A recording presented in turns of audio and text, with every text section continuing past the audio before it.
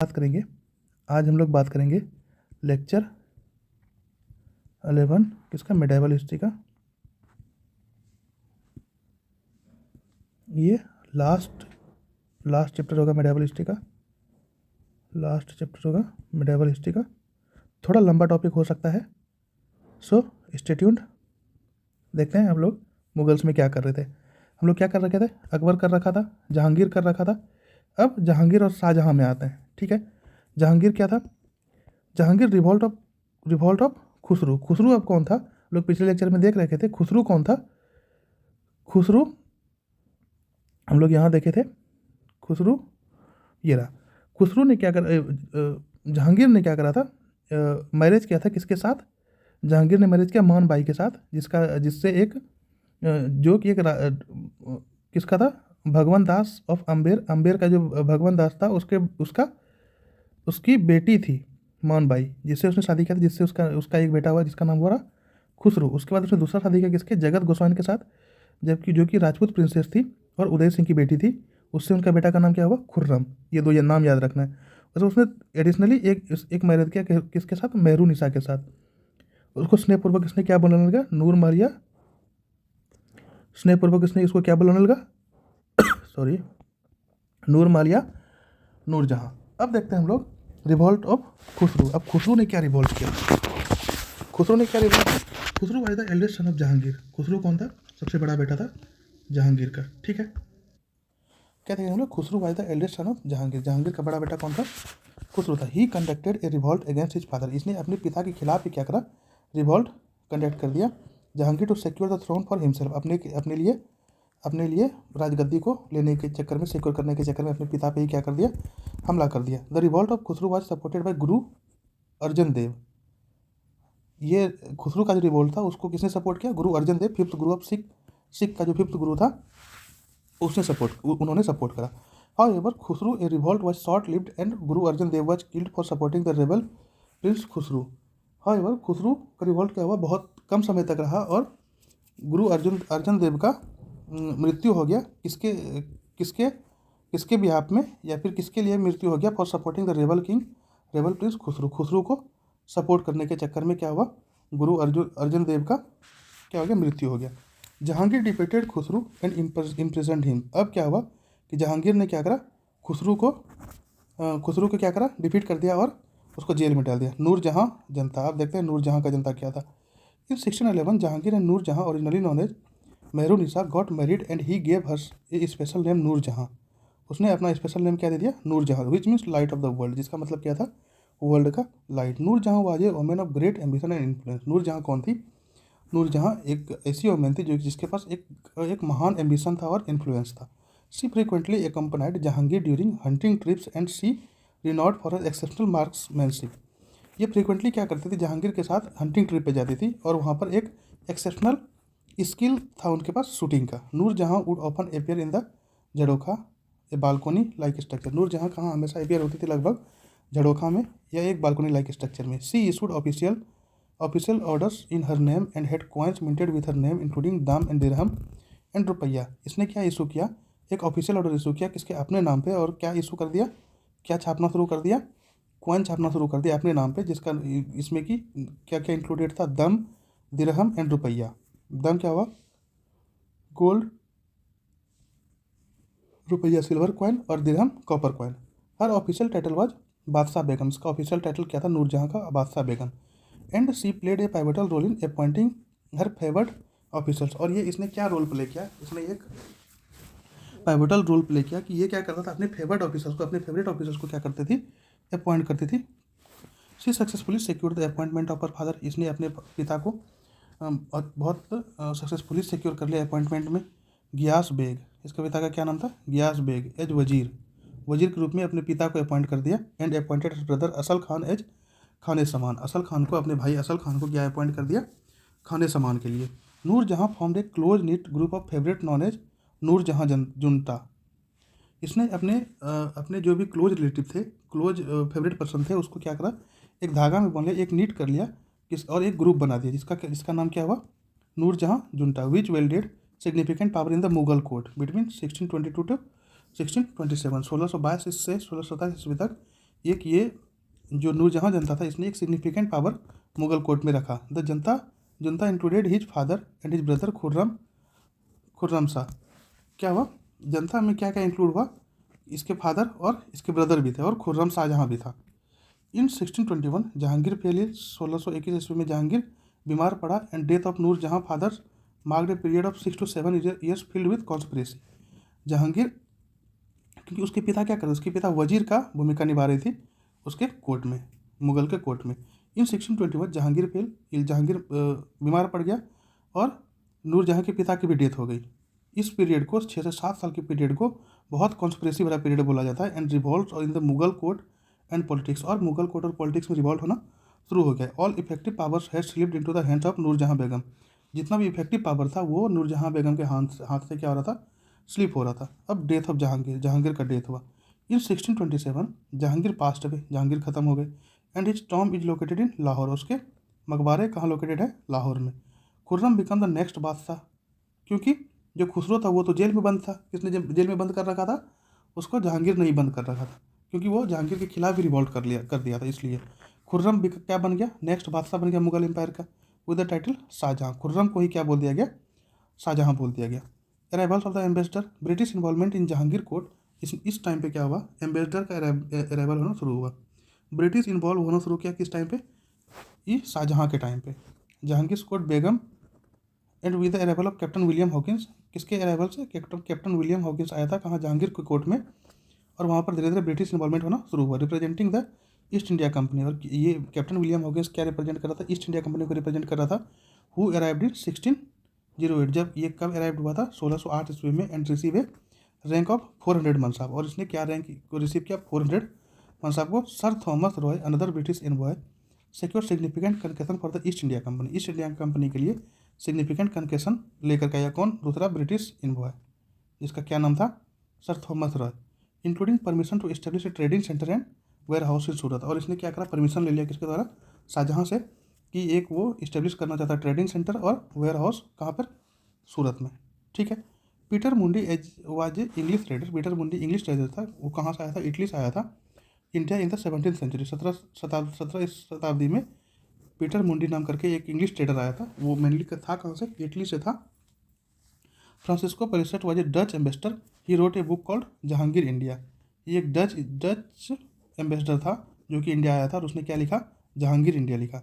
अब contribution to painting, painting में क्या कंट्रीब्यूशन रहा, जहांगीर का। The pinnacle of Mughal painting, Mughal painting का प्रथा ये था, was achieve during Jahangir reign, means ये जहांगीर के रीजन में अचीव हुआ। कौन, Mughal painting.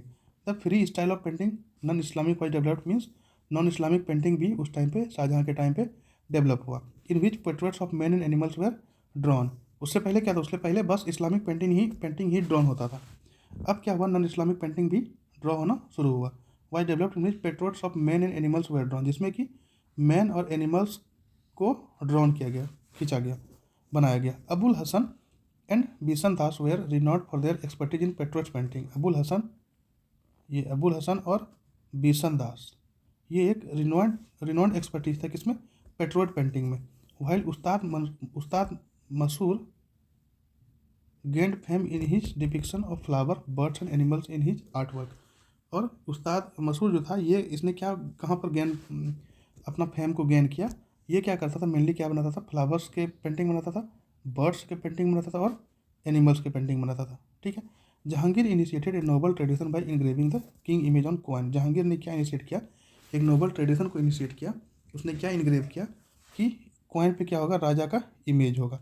Contribution to architecture, अब आर्किटेक्चर में क्या कंट्रीब्यूशन रहा, mainly 2 buildings were constructed. Itimad ud Daula tomb was constructed by Nur Jahan के द्वारा कौन कंस्ट्रक्टेड, क्या कंस्ट्रक्टेड हुआ, Itimad ud Daula in Agra in the memory of her father. अपने पिता के याद में उसने क्या बनाया, Itimad ud Daula. His tomb introduce the art of pietra dura to Mughal architecture. Govind Mahal at Datia was constructed by Rajput Vir Singh Deo during his रेज। इसके रीजन में, शाहजहाँ के रीजन में गोविंद महल बनाया गया दतिया में, जो कि राजपूत वीर सिंह ने बनवाया था उनके रीजन में। कंट्रीब्यूशन ऑफ लिटरेचर, अब लिटरेचर में क्या कंट्रीब्यूशन रहा, Jahangir wrote his autobiography name Tuzuk e Jahangiri. Jahangir ने क्या करा, ऑटोबायोग्राफी लिखा, जिसका क्या नाम था, तुजुके जहांगीरी। अब आ जाते हैं हम लोग शाहजहाँ पे। ठीक है, हम लोग आए थे शाहजहाँ पे। शाहजहाँ का क्या नाम था? खुर्रम। बेसिक देखते हैं इसका बेसिक क्या था। शाहजहाँ का क्या बेसिक है? His earlier name was Khurram, इसका पुराना नाम क्या था? Khurram. He was born in 1592 in Lahore, ये लाहौर में 1592 ईस्वी को जन्म लिया था। He was one of the 4 son of Jahangir, Jahangir के 4 बेटे में से ये एक बेटा था। The other son were Khusrau, दूसरा बेटा कौन था? खुसरू, परवेज एंड सहारी यार, सहारी यार। ये 4 बेटे में से एक बेटा था कौन? जहांगीर। इसी को हम लोग क्या इसी को क्या नाम रख दिया? जहांगीर का एक बेटा का क्या, एक बेटा था खुर्रम, जिसका नाम क्या रखा गया? शाहजहाँ, सॉरी।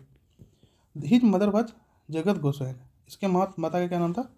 जगत गोसैन। इसको बाद में बोलते हैं Jodhbai. Was the daughter of Rajput rulers Uday Singh of Marwar, Marwar का जो रूलर था उदय सिंह, उसकी बेटी कौन थी? Jodhbai. Khurram was very intelligent and talented, Khurram कौन था? बहुत इंटेलिजेंट और टैलेंटेड था। He was given the best care and attention by his father, इसके पिता के द्वारा बेस्ट केयर एंड अटेंशन मिला किसको? खुर्रम को। And grand father in the very beginning of his life and career, अपने लाइफ और करियर के बहुत शुरुआती दौर में ही इसके पिता और दादा का क्या मिला? अटेंशन और केयर मिला। ही टुक इंटरेस्ट इन एजुकेशन, इसने एजुकेशन के ऊपर इंटरेस्ट लेना शुरू किया। And learn many language and subject, बहुत सारी लैंग्वेज और सब्जेक्ट को सीखा। His marriage with अर्जुमान Bano Begum, इसके साथ ये इसका मैरिज किसके साथ हुआ? अर्जुमान बानो बेगम, जिसका नाम बाद में रखा गया मुमताज़ महल। Was very significant. Mumtaz Mahal was the daughter of Asaf Khan, Mumtaz Mahal किसकी बेटी थी? असफ खान की बेटी थी। The brother of queen Nur Jahan, ये नूरजहां जो था उसी की भाई की असफ खान की बेटी थी। Mumtaz Mahal was the daughter of Asaf Khan की बेटी थी। और असफ खान क्या था? असफ खान भाई था किसका? क्वीन नूरजहां का। He had 14 children but only 7 survive, इसके 14 बच्चे थे जिसमें से मात्र 7 ही सर्वाइव कर पाए। The name of his daughter include Jahanara Begum, Roshan Ara, Gohar Ali Begum. The name of his son include Dara, Shikoh, Aurangzeb, Shah Shuja and Murad Bakhsh. In 1628 Khurram ascended the throne, 1628 ईस्वी में क्या हुआ? खुर्रम ने गद्दी को अपनाया। He assumed the title of Abul Muzaffar Shahabuddin Mohammad Sahib Qiran e Saini, इसने एक टाइटल को आजमाया कौन? अबुल मुजफ्फर शहाबुद्दीन मोहम्मद साहिब। ठीक है, उसके बाद उसके कैपिटल में क्या चेंज हुआ? वो अपना राज्य को कहाँ से कहाँ स्थापित किया? He shifted the capital from Agra to Delhi, Agra से दिल्ली में अपना कैपिटल शिफ्ट किया। रिलेशन विद पोर्तुगीज, पोर्तुगीज के साथ क्या रिलेशन था इसका? The Portuguese act of piracy, Portuguese क्या करता था? एक पायरेसी मतलब षड्यंत्र रचता था। Resulted in conflict with the Mughal empire, जिसका रिजल्ट क्या हुआ कि मुगल एम्पायर के साथ उसका कॉन्फ्लिक्ट होना शुरू हुआ। इन 1613 ईस्वी में the Portuguese offended Jahangir bye capturing the plundering Mughal ship, Portuguese ने क्या ऑफेंड किया जहांगीर को कि उसने कैप्चर कर लिया प्लंडरिंग मुगल शिप, मुगल का जहाज जा रहा था उसको क्या कर लिया? पोर्तुगीज ने कैप्चर कर लिया। इंकर्ड बाय दिस, इससे क्या हुआ? इससे मुगल को गुस्सा आया। उसने Jahangir order Muqarrab Khan to obtain compensation, इसने क्या करा? इसने जहांगीर ने किसको ऑर्डर दिया? मुकर्रब खान को कि उससे जाकर के कंपनसेशन लो। Finally during the reign of Shahjahan, जब शाहजहाँ का रीजन चल रहा था, the advantage which the Portuguese enjoyed in the Mughal court were lost for ever, जब शाहजहाँ के रीजन में क्या हुआ? जो भी एडवांटेज मिल रहा था पोर्तुगीज को कहाँ पे? मुगल कोर्ट में, वो सारा खत्म हो गया। क्यों खत्म हो गया? क्योंकि उसने क्या करा? पोर्तुगीज ने एक षड्यंत्र रचा और उसके कारण क्या हुआ? मुगल शिप को क्या कर लिया? उसने कैप्चर कर लिया। ठीक है, इसके कारण उसका पूरा जो भी रिलेशन था मुगल कोर्ट के साथ पोर्तुगीज का, वो सारा खत्म हो गया। The Portuguese not only made money as traders, Portuguese ने क्या करता था? पैसे जो कमाता था वो सिर्फ ट्रेड से नहीं कमाता था, but also started a cruel slave tradition by purchasing और seizing Hindu and Muslim children, एक बहुत दयनीय स्लेव तरह का ट्रेड करता था। क्या करता था वो?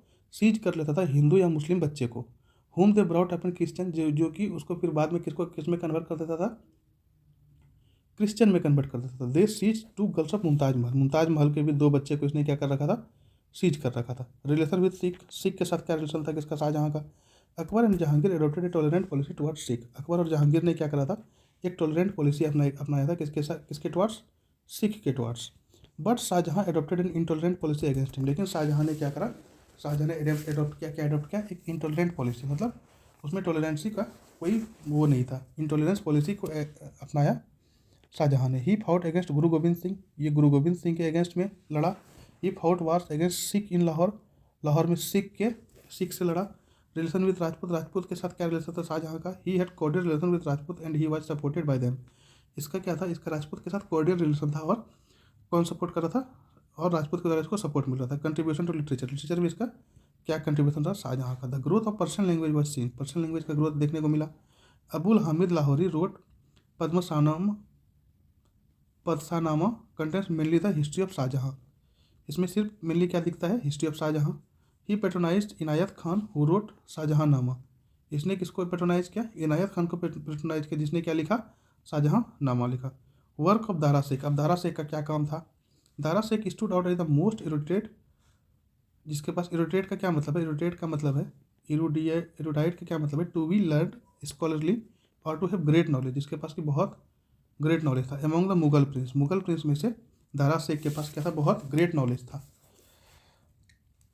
इन his book titled Majma ul Bahrain he developed, गहरी खोज किया किसमें, communities between Islam and aspect of Hinduism. मतलब हिंदू में जो क्या था, क्या बिलीफ था कि ओनली एक गॉड को मानता था, और इस्लाम में मतलब ये मेनली क्या करा, इन दोनों कम्युनिटी के बीच के क्या करा, रिलेशन को ढूंढा, किसने, दारा शेख ने।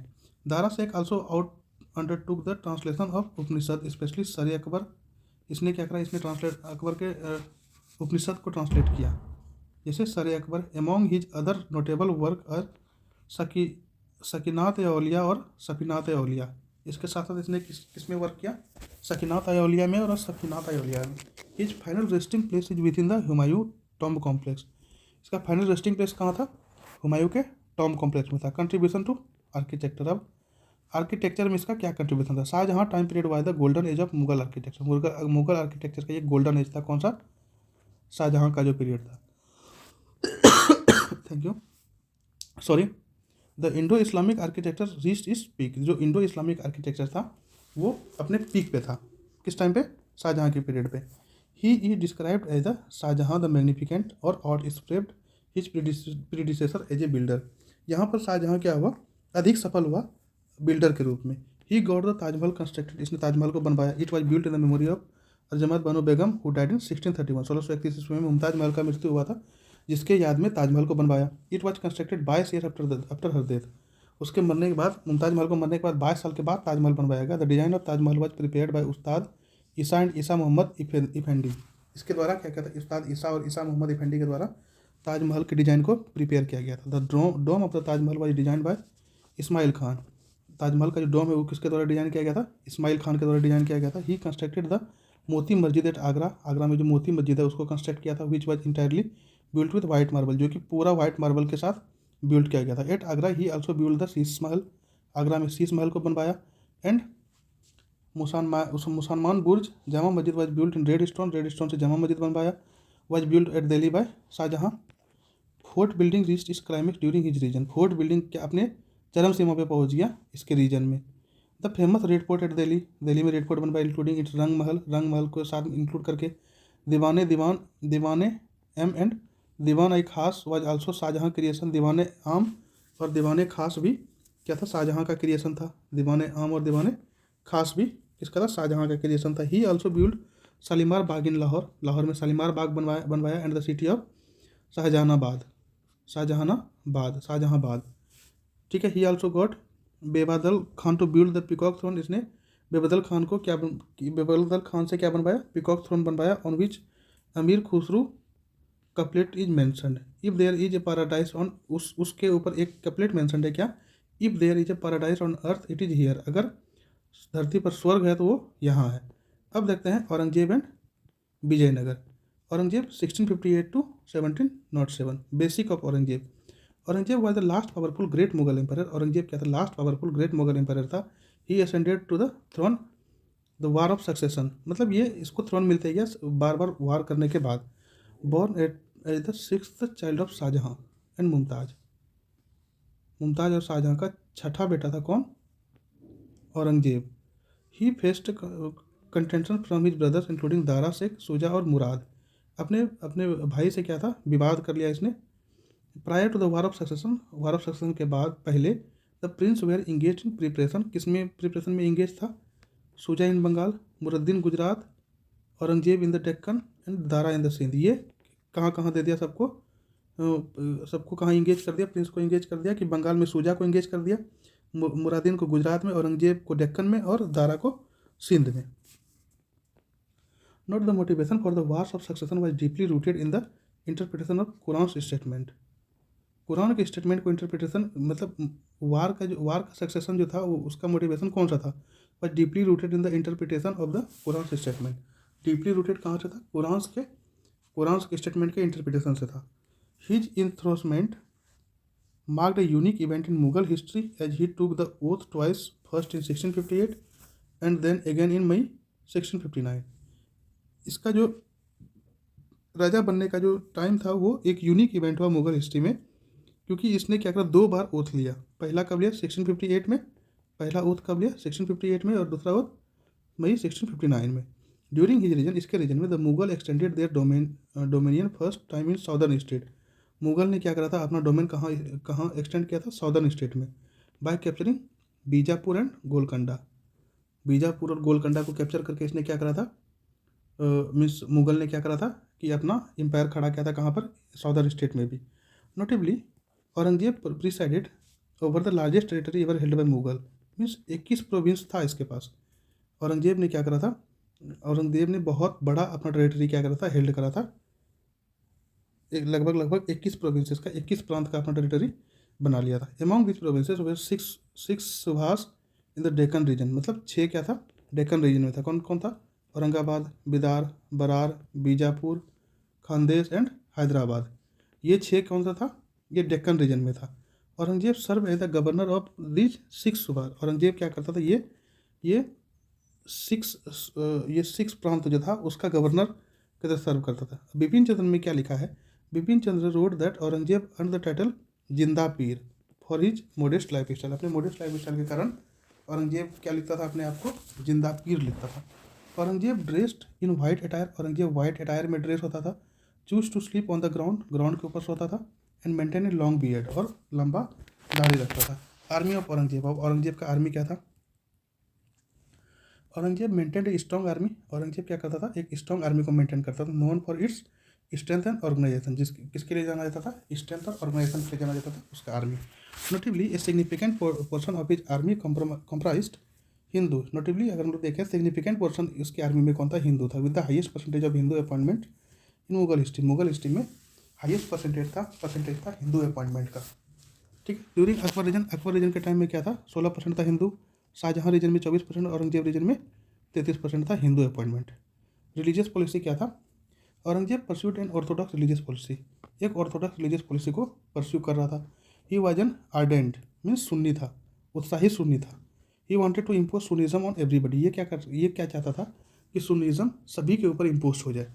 ही governance was deeply rooted in Quranic principle, इसका गवर्नेंस जो था वो कम्प्लीटली डीपली रूटेड कहाँ था, कुरान के ऊपर, कुरान के प्रिंसिपल के ऊपर। Aurangzeb aim to transfer India from Darul Harb land of non Muslim to Darul Islam, means ये इसने क्या सोचा, इसका क्या एम था, ये इंडिया को पूरा ट्रांसफ़र कर देगा किसमें, लैंड ऑफ नॉन मुस्लिम से लैंड ऑफ मुस्लिम में, मीन्स और भी जो रिलीजन उसको हटा देगा। Advocating for the imposition of Sunni Islam, और उसके बाद इसके ऊपर सुन्नी इस्लाम इम्पोज कर दिया जाएगा। He implemented anti Hindu measures, इसने क्या इंप्लीमेंट किया, एंटी हिंदू मेजर्स को इम्प्लीमेंट किया, इंक्लूडिंग क्या क्या इंक्लूड करके, prohibition of Hindi religious practice such as tilak and idol worship. तिलक और अपना एक आइडल वर्शिप को क्या कर दिया इसने, प्रोहिबिट कर दिया। ठीक है। दूसरा क्या किया, discouragement of Hindu custom like नमस्कार एंड म्यूजिक, हिंदू म्यूजिक और नमस्कार को क्या कर दिया, डिस्करेज कर दिया। अब religious regularisation, Aurangzeb emphasise the practice and spread of Islam. Aurangzeb ने क्या एम्फसाइज किया, किसके प्रैक्टिस के लिए, इस्लाम के प्रैक्टिस को एम्फसाइज किया और उसको स्प्रेड किया। औरंगजेब का क्या पॉलिसी था, साउथ पॉलिसी में restriction were placed on women's visit to mosque, किसके ऊपर रेस्ट्रिक्शन लगा दिया गया, वुमेन के ऊपर, कि वो वुमेन मस्जिद नहीं विजिट करेगी। Guidelines were issued regarding the length of beards to be maintain, guideline क्या निकाल दिया गया कि जो बियर्ड का दाढ़ी का जो लेंथ होगा वो भी मेंटेन होगा। Harsh punishment were introduced for those not adhering to Islam और क्रिटिसाइजिंग इट, हार्श पनिशमेंट दे दिया जाता था जिसने कि इस्लाम को नहीं माना या उसको क्रिटिसाइज किया। The wearing of shimmering, means झिलमिलाता ड्रेस या चमकीला ड्रेस पहनना बैंड हो गया।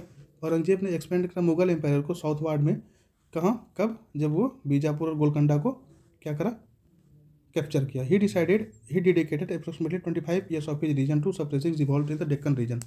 डेक्कन रीजन में जो रिवॉल्ट हो रहा था उसमें लगभग 25 साल लगा दिया ताकि वो सप्रेस हो जाए वो रिवॉल्ट। सिख पॉलिसी क्या था? Aurangzeb executed 9th Sikh guru Tegh Bahadur ji, leading to increase opposition from the Sikh community. Sikh community के अपोजिशन को जब इंक्रीज होने लगा तो उसने क्या करा? सिख के 9th सिख गुरु तेग बहादुर को क्या करा? उसने एग्जीक्यूट कर दिया। मराठा पॉलिसी में क्या था? Aurangzeb entered into the treaty of Purandar 1665 में ट्रीटी ऑफ पुरंदर में घुसा विथ जय Singh and Shivaji. Purandar is located in Pune. उसके बाद देखते हैं death of Aurangzeb passed away in the Deccan on March 4th 1707। 1707 ईस्वी में क्या हुआ? औरंगजेब मर गया। He was buried in Khuldabad near Aurangabad के नज़दीक कुल्दाबाद है, वहाँ पर उसको क्या कर दिया? दफना दिया गया। He wrote several letters to his son Azam. इसने अपने बेटे आजम को बहुत सारे लेटर लिखा। Aurangzeb initiatives in education. अब औरंगजेब का क्या इनिशिएटिव था एजुकेशन को लेकर के? Aurangzeb confiscated manuscript from Bijapur and Golconda and authored a Fatawa e Alamgiri.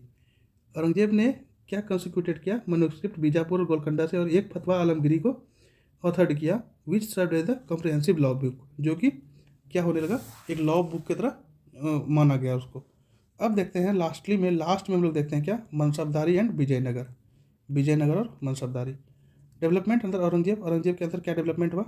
Paintings, sculpture और म्यूजिक। पेंटिंग में क्या था? During the reign of Aurangzeb के रीजन में the culture of paintings, music, architecture and the sculptural world witnessed a drastic decline because he was staunch follower of Islam, Sunni Muslim. Painting के time पे क्या हुआ औरंगजेब?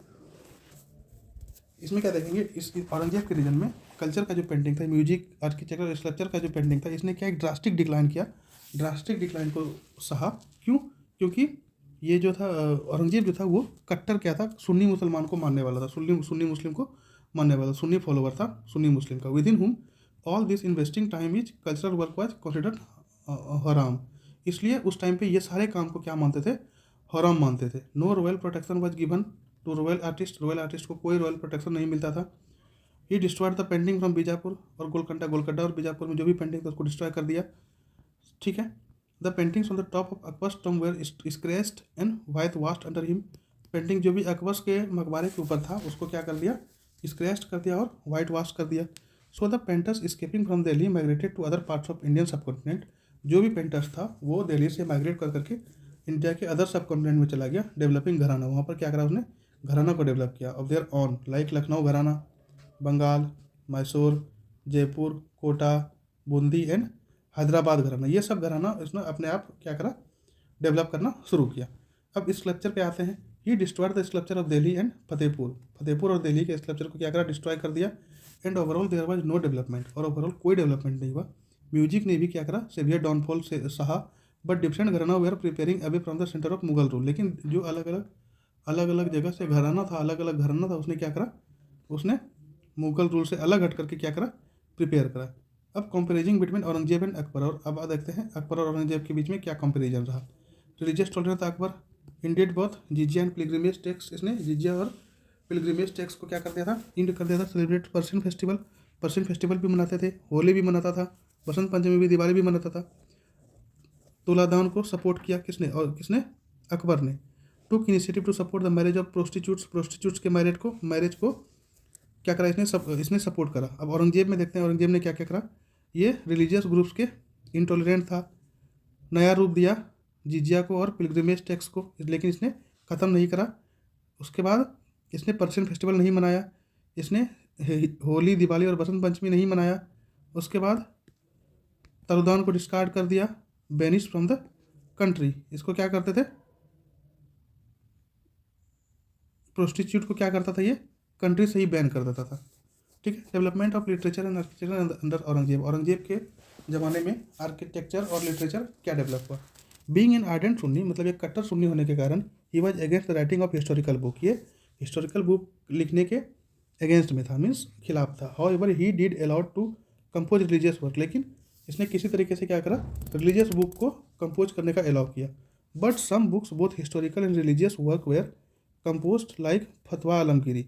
कुछ रिलीजियस बुक ही compose हुआ, जैसे कि फतवा आलमगिरी, औरंगजेब आलमगीरनामा, मिर्ज़ा मोहम्मद कासिम, फुतुहात आलमगिरी, ईश्वर दास नागेरी, मुल्ताकुब उलाबू खाफी खान, ये सारी बुक क्या था, कुछ कुछ बुक ही क्या करा, हिस्टोरिकल रिलीजियस टर्म पे इसने क्या करा, वो कंपोस्ट किया। Under architectural development only one specimen behold and that is Bibi ka Maqbara. Architecture में देखते हैं तो सिर्फ औरंगजेब ने क्या करा, एक बीबी का मकबरा बनवाया। बीइंग ए स्टर्न सुन्नी, एक कट्टर सुन्नी होने के कारण he believed such practices were against the law of Islam, ये सारा प्रैक्टिसेस क्या था, इस्लाम के खिलाफ था, thereby non Islamic. The Maqbara was constructed by his Azam in his mother's memory, Rabia Durrani के मेमोरी में क्या करा इसने, कंस्ट्रक्ट किया। क्या करा इसने अपने माता के मेमोरी में क्या करा, रुबैया दुर्रानी की मेमोरी में इसने क्या बनवाया, बीबी का मकबरा। Was constructed by his Azam in his mother, मकबरा को बनाया गया। द मोन्यूमेंट, बीबी का मकबरा नहीं, मोन्यूमेंट मकबरा बनवाया। The monument is also known as mini Taj, इस मोन्यूमेंट को क्या बोला गया, मिनी ताज बोला गया। अब मनसबदारी सिस्टम देखते हैं, इसलिए मनसबदारी सिस्टम को कैसे, mansabdari system, the term mansab has an Arabic origin which means a rank for officials in the royal court में क्या होता था कि एक टर्म मनसाब दिया गया ताकि उसमें उसका रैंक डिसाइड हो सके। The origin of the mansabdari system can perhaps be tracked back to Genghis Khan के टाइम पे ही क्या होता था, मनसबदारी सिस्टम होता था। Who organise his army as an decimal basis, जिसने कि अपनी आर्मी को डिसमल बेसिस के ऊपर ऑर्गेनाइज कर रखा था। The lowest unit of command being 10, सबसे नीचे वाला कमांड कौन होगा, 10 होगा। एंड द हाईएस्ट 10,000, और सबसे हाईएस्ट 10,000 होगा। उसको हम लोग उस कमांडर को क्या बोलता था, उसमें चंगेज खान बोलता था। Akbar introduce the mansabdari system in his administration, Akbar ने भी अपने एडमिनिस्ट्रेशन में मनसबदारी सिस्टम को इंट्रोड्यूस किया। अंडर दिस सिस्टम, इस सिस्टम में every officer was assigned a rank, हर एक ऑफिसर को एक रैंक दे दिया जाता था। The system was based on the decimal system, इस सिस्टम को किस पे बेस्ड था, डेसिमल सिस्टम पे बेस्ड था। And during the period of Akbar के पीरियड में the lowest rank was 10, lowest rank कौन था, 10 था। एंड हाईएस्ट रैंक वाज 5,000 का मतलब क्या था, हाईएस्ट रैंक था नोबल के लिए। Princes of royal blood received the even higher rank, जो रॉयल ब्लड का प्रिंसेस था, राजकुमार था, उसको हायर रैंक दिया जाता था। For example Mirza Aziz Koka and Raja Man Singh were honoured with the rank of 7,000 each, 7,000 प्रत्येक को मिलता था, क्योंकि ये रॉयल फैमिली से था, रॉयल ब्लड था। The recruitment of this mansabdar were the responsibility of the Mughal बादशाह, ये जो मनसबदार था, इसका रिक्रूटमेंट कौन करता था, मुगल बादशाह करता था। All appointment are and promotions as well dismissals were directly made by the empire, सभी अपॉइंटमेंट या सभी परमिशन किसके ऊपर था, ये डायरेक्टली एम्पायर के ऊपर ही था। The rank were further divided into two zat and sawar, rank को 2 पार्ट में फिर डिवाइड कर दिया, जाट और सवार में।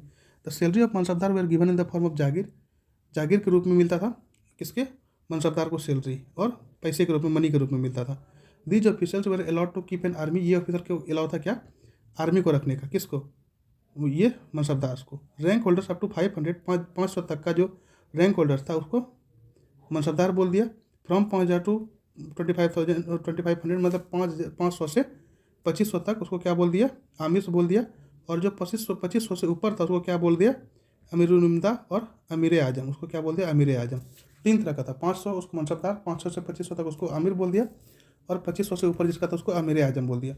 Letter the rank were further divide into zat and sawar, बाद में इस रैंक को 2 पार्ट में डिवाइड कर दिया, जाट और सवार के रूप में। Zat denoted both the administrative rank and the salary of the mansabdar, जाट ने क्या डिनोट किया, दोनों एडमिनिस्ट्रेटिव रैंक और मनसबदार के सैलरी को, मतलब सैलरी भी मिलता था और एडमिनिस्ट्रेटिव रैंक भी मिलता था, किसको, जाट को। सवार क्या था, सवार indicated number of cavalry man, मतलब कितना सवार था, कितना घोड़ा था उसके पास। And person was required to maintain, और उसमें वो कितना पर्सन को मेंटेन कर रहा था। A person who was required to maintain as many sawar as his zat rank was placed in the first category.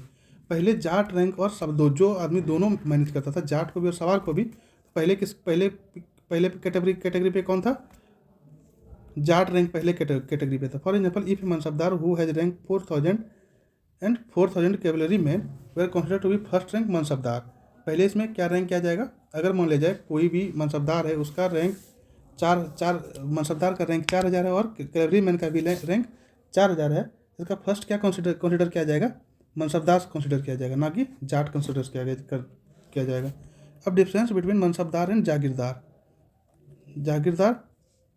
ये जागीरदार नहीं होगा, सॉरी, यहाँ मनसबदार होगा, मनसबदार।